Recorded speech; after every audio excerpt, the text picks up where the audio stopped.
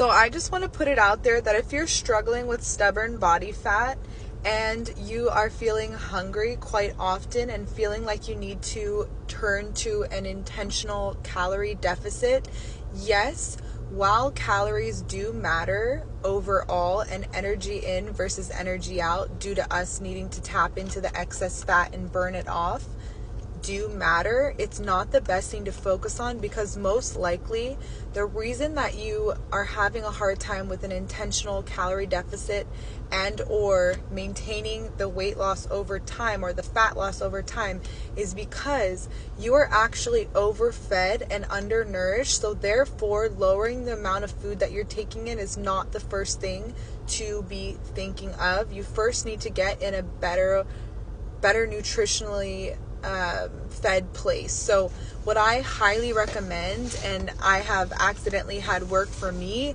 is focusing on health first, and then everything else comes along with that almost effortlessly. So I just want you to think about being overfed and undernourished and what this means. So, you know, we think we need calories, right? And we need macronutrients, but are we getting the correct macronutrients within those calories, right? We want to prioritize protein, but what is the quality of that protein? Is it actually all being digested properly? And are the amino acids in the right ratios to be able to be properly used and help maintain muscle and help do all the amazing things that protein does in our bodies? So when we think about it, there's a lot of nutrition that comes along with these proteins as well when we're getting it in the whole food matrix from like actual animal products. But I won't go too much into that right now. I'm just going to solely speak on being overfed and undernourished. When you are overfed and have all this extra body fat, you think, why am I still hungry? Doesn't my body understand that it has this energy to turn to, but I'm constantly hungry? So this can be a couple things. There is insulin resistance having to do with too many refined carbohydrates and our body over time becoming insulin resistant and not being able to respond as well as it used to because of the overabundance of these pre-digested carbohydrates. But there's also nutritional deficiencies, because just because something has calories in it doesn't mean it also has nutrients in it. And even if it has nutrients in it, doesn't mean those nutrients are bioavailable to your body. So I want you to think about that, because something like spinach could have a really high amount of a certain vitamin, but where they've actually done studies that show after somebody has eaten that spinach, whatever that vitamin that was in there that they were looking for has actually leached and gone down after that spinach has passed through their body. So just because a food has something in it does not mean you are actually making use of that. It could just literally be passing through, right? So I just want you to think about nutrition and what are the most bioavailable, nutritionally dense foods. When we think of that, we think, oh, gotta turn to lots of fruits and veggies. I'm not saying that fruits and vegetables are bad. I personally prefer whole fruits and vegetables. I love them. I eat them.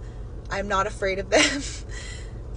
I figured out which ones make me feel the best, and you can figure out which ones make you feel the best. However, when you look at nutrition density for the most bioavailable nutrients, it's coming from animal foods. So I think first and foremost, turning to correct nutrition can allow your body to come back. It will allow your body to then come back into its natural way of being and give you the correct impulses to where you won't have to force yourself to intentionally eat less. You will be eating less over time because your body's getting what it needs, and you don't have to force yourself to move more. Over time, you're gonna want to go out and go on a walk. You're gonna want to do something active because you just feel good and you have energy. So yes, maybe we do need to eat less and move more, but maybe that's not what we need to focus on first and foremost. Let's focus on better nutrition and better input leading to better hormonal responses that over time allow us to eat less, tap into our body's fat stores, and then maintain a healthy weight over time, and then giving us so much energy and making us feel so much better mood-wise that we want to move more. We want to be more active. You don't have to force yourself to go do anything. You just want to do it.